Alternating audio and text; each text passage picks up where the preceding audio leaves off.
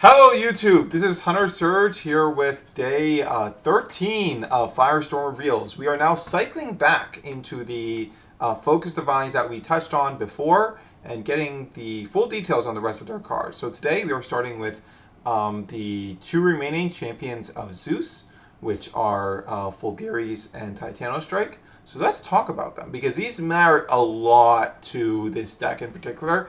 Because these are the bodies other than Elestrals that you're going to be using to convert into Griffuse and Voltempest. So these being good matters a lot. So let's start with one of the most insane cards they've ever printed. So this is Fulgaris, Champion of Zeus. This is a 3/3 holo rare, very deservedly so. I would not be surprised if this hits like 20 plus very quickly. You can disenchant a Thunder from your Zeus in order to target and destroy a face-down rune. If you do, give this Fulgaris +2 attack until the next turn. This card is bonkers! This card's insane! So first off, generically, this is like 80% of an Equilix. It represents a pretty decent attack stat, 5 attack. It's going to have that defensively on your opponent's turn as well. And it's not like a fake 5 like Galaxy that is going to potentially have that taken away by suppression. So that's really good. It costs a bit more in total than Equilinx would, and you don't get to conserve your spirits potentially to use turn after turn after turn the way you would with Equilinx. So it's not quite as good as Equilinx, but it's like 90% of the way there, which is really, really crazy. And, like, this is, like, even outside of the champion deck, this is a card that will probably see a lot of play because a lot of decks are on Zeus, and this is an extremely powerful effect. This is just really, really strong.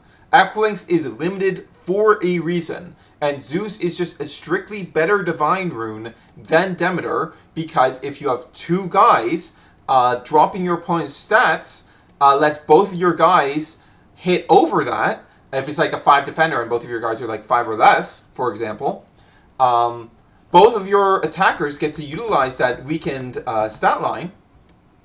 Whereas with Demeter, you only get to give it to one of your cards. So a slightly worse Equilinx that works with Zeus instead of Demeter is insane, just on its own. However, it's also part of the Champion of Zeus archetype, and that has a lot of implications for the kind of counterplay you would typically have for Equilinx. The big counterplay you would use against Equilinx back when it was at 3 is you would set 1, and ideally that would be a set that you can use in response to Equilinx's cast or the usage of its effect. So it would be like a Tsunami to switch it to defense so it can't attack that turn, and then you can swing over it. An Alter to do the same. A PTA to use in response to the cast. And notably, all of those are really bad into Champion of Zeus. The only counter rune that would typically be used to stop Equilinx before that isn't really bad into Champion of Zeus is Gorgon's Gaze exactly. Because in any of those other cases, what then happens is your opponent goes, okay, reveal Griffuse in hand, special ascend. Your counter rune was completely wasted.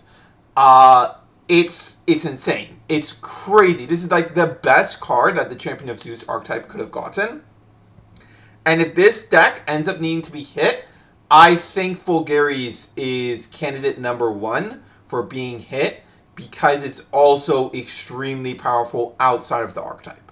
Just ridiculous card. One of the best cards they've ever printed, honestly. Like, it's just a slightly worse Equilinx. It's crazy. It's insane.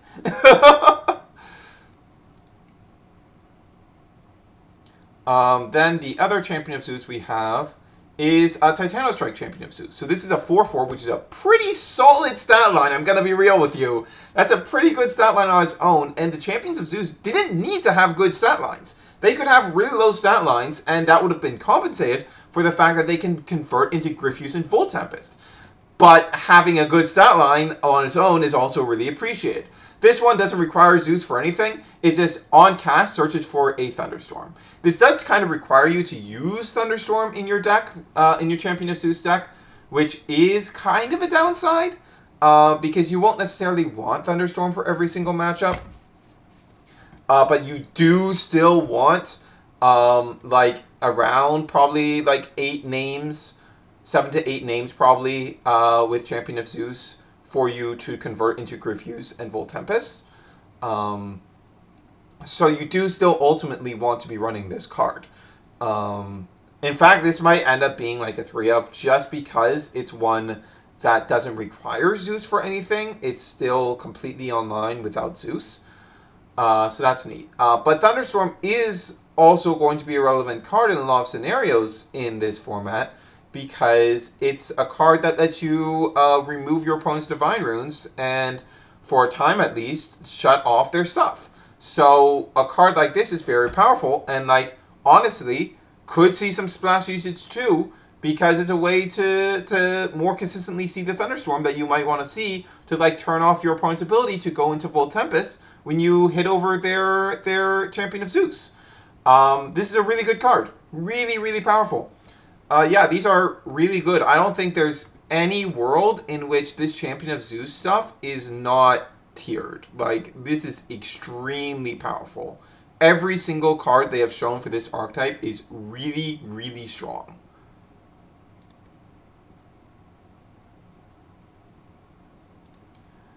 Then we have the last of the reprint full art runes. They actually just held one back.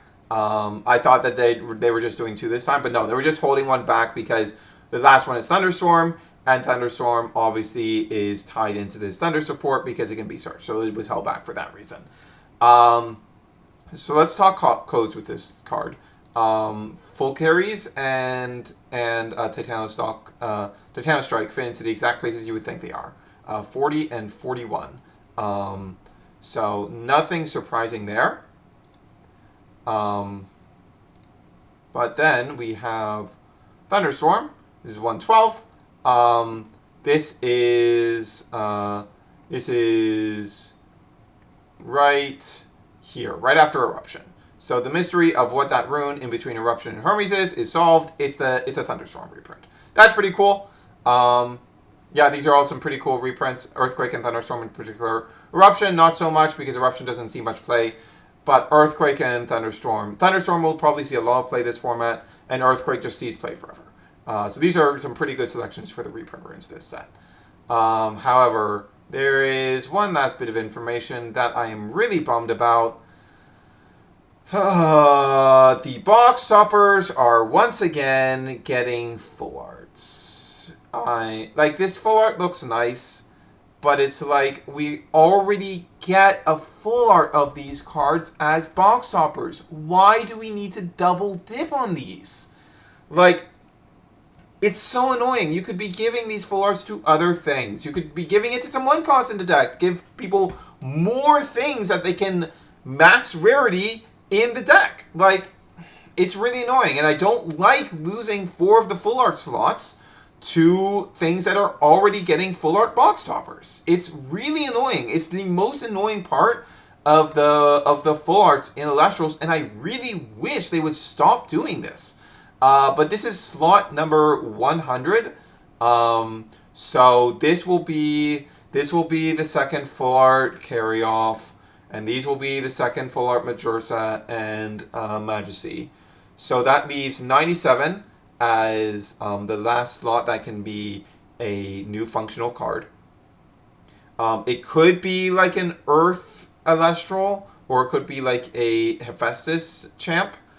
But I imagine that's going to be a Lunar rune, so that Lunar gets at least 1 rune in this set. That is what I would expect to see here. Though there's also the pretty good possibility that it won't be, because like they did show off like all of the Lunar stuff already. So maybe it isn't that, and maybe it's another full art for like Earth or Champion of Hephaestus, something like that. Because like Champion of Aeolus, now that I'm thinking about it, Champion of Aeolus did get a full art, but they didn't reveal it with the other Hephaestus stuff, so I don't know, it's weird. We'll see what happens with number 97. And number 97 could be a Lunar rune, or it could be a full art. We'll see which it is. But that's going to be it for today. These Champion of Zeus cards are absolutely absurd. Like, absolutely going to be a strategy that is viable in the meta without a doubt. I will be completely unsurprised if Fulgari sees a lot of splash usage because it's just reintroducing Echolinks to the game with a better Divine Rune. Just a better Divine Rune. A bit more balanced because like it does require you to actually spend the spirits and not constantly reuse them, which is one of the really annoying parts of Echolinks was that if Echolinks stuck and you couldn't clear it, it was just never going away. It was just going to keep moving around those spirits across the board and never having to spend spirits to get rid of back row. This also doesn't get rid of Divine Runes or Stadium Runes, or Artifact Runes, which is relevant now. So it's a bit weaker in that regard. Like, there's a number of things that's a bit weaker in, but like, in the Champion of Zeus archetype, none of that matters because what it provides is so absurd. And even generically, it's a pretty solid card. Like, it's effectively just a 5. If you have a Zeus up, it's just a 5 that pops a back row. Like, really crazy card.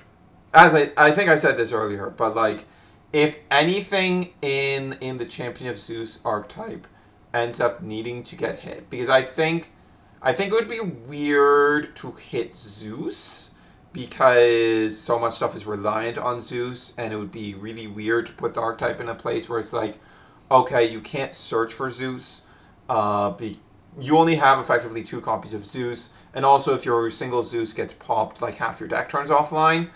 That is a way of nerfing the deck, yes, but it's in a way that feels extremely bad and probably just kills the deck completely. So I do think if you wanted to nerf Champion of Zeus down the line halfway through the set, it would Fulgaris would probably be the card to hit, because that is like probably the strongest standalone card in the whole set, in the whole deck. Sorry, maybe the whole set. That is very possible. The card's very, very strong. Yeah, wow, that card's insane. That card's crazy. With that said, this is going to be Hunter Search signing off.